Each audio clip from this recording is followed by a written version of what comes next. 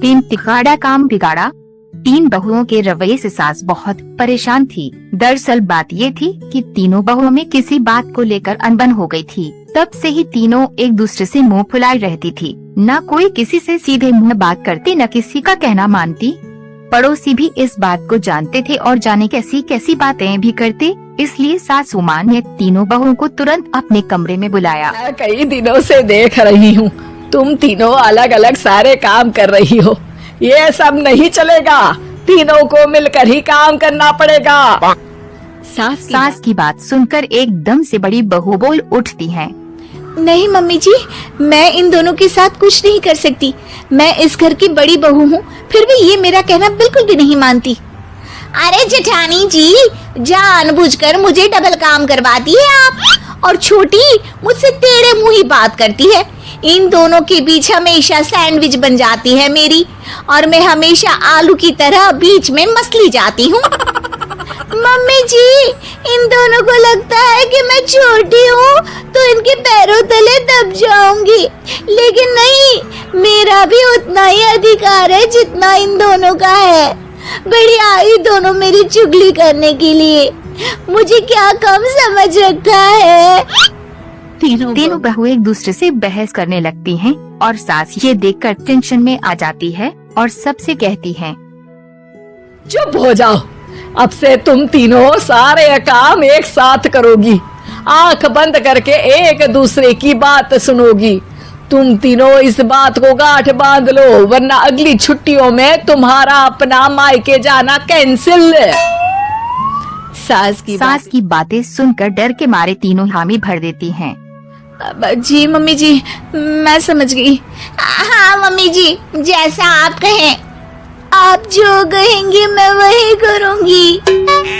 तीनों बहू सास की बात को गांठ बांध लेती है और वादा करती हैं कि अब से सारे काम वो तीनों एक साथ मिलकर ही करेंगी। ये सब देखकर सास खुश हो जाती हैं और वहाँ से चली जाती है। नीचे जाकर वो देखती हैं कि घर में शर्मा जी आए हुए होते हैं। सास जोर से आवाज लगाकर कहती है, अरे बहू, जरा चाय बनाकर तो लाना, शर्मा जी आए हैं। सास की बात सुनकर तीनों बहू किचन की ओर भागती है और चाय बनाना शुरू कर देती हैं। मुझे तो एकदम मसाले वाली कड़क चाय पसंद है, तो हम शर्मा जी के लिए मसाले वाली चाय ही बनाएंगे। अरे नहीं दीदी, गर्मी के मौसम में मसाला चाय कौन पीता है? मैं तो शर्मा जी के लिए इलायची वाली चाय ही बनाऊंगी। ये कैसी बात कर रही हैं आप दोनों? मेरी मम्मी ने सिखाया है कि मेहमान को ज्यादा दूध और शक्कर वाली चाय देनी चाहिए, वरना वो घर वालों को कंजूस समझते हैं। तो मैं तो शर्मा जी को ऐसी ही चाय दूंगी।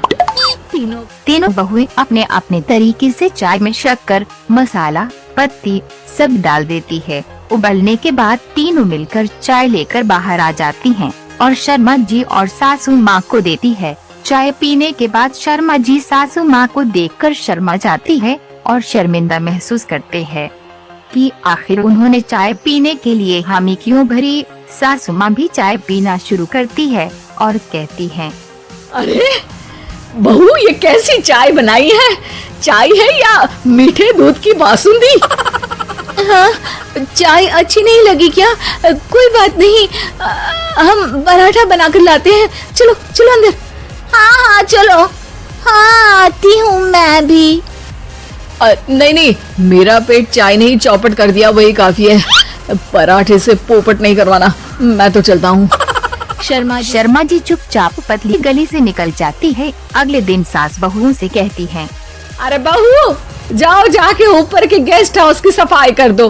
कल हमारे यहाँ मेरे दूर के रिश्तेदार आने वाले हैं, तो पूरे कमरे को चमका देना, समझी?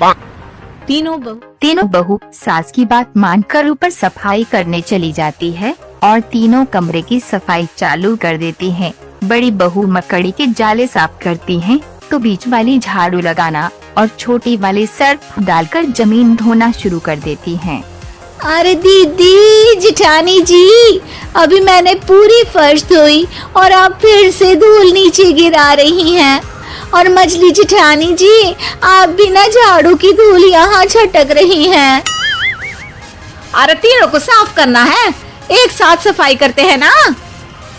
अरे वही तो, हम साथ साथ हैं, घर साफ साफ है।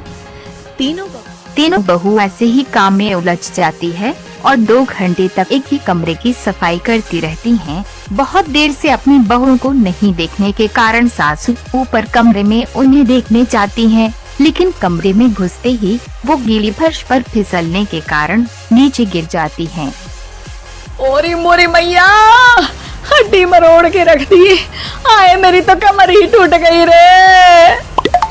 तीनों बहुएं सास को उठाती है और बिस्तर पर सुला देती हैं। मेरे हाथ पैर दर्द कर रहे हैं, दबा दो, आराम मिलेगा। हाँ जी माँ जी। अरे जी माँ जी। और तीनों बहुएं एक साथ सास के हाथ को दबाना शुरू कर देती हैं। माँ की तो चीख ही निकल जाती है और नतीजा ये होता है कि सास के बचे हुए शरीर में भी दर्द उठ जाता है। हाय राम, ये क्या कर दिया तुम तीनों ने। अरे मेरी तो किस्मत ही फूटी है कि तुम जैसी बहुएं मुझे मिली। हे भगवान, पूरे शरीर में दर्द बढ़ गया है। अब तो पता नहीं कि चल भी पाऊंगी या नहीं। माफ करो, मुझे गलती हो गई मुझसे कि तुम तीनों को एक साथ काम करने के लिए बोला। सोचा था तीनों मिलके अच्छे से काम करेगी, लेकिन बड़े बुजुर्ग सही कहते थे कि 3 तिगाड़ा काम बिगाड़ा। तुम लोगों ने ये बात ना आज साबित करके दिखा दी। तुम तीनों को तो समझाना यानी मानो भैंस के आगे बीन बजाना है। तुम्हें अकेले अकेले काम करना है ना, तो अब से तुम अकेले ही अपना अपना काम करो। तीनों बहुएं वहां से जाने लगती है। अरे कहाँ जा रही हो? आप ही ने तो कहा कि अपना अपना काम करो, तो मुझे मुल्तानी मिट्टी लगानी है। अरे मुझे भी तो नेल पॉलिश लगानी है। मुझे ना मेहंदी लगानी है। सास अपना सर पीट लेती है और कहती है, अरे मुझे भी लगाना है कुछ। क्या माँ जी? तुम्हारे घर वालों को फोन तुम्हारी हरकतें बताने के लिए।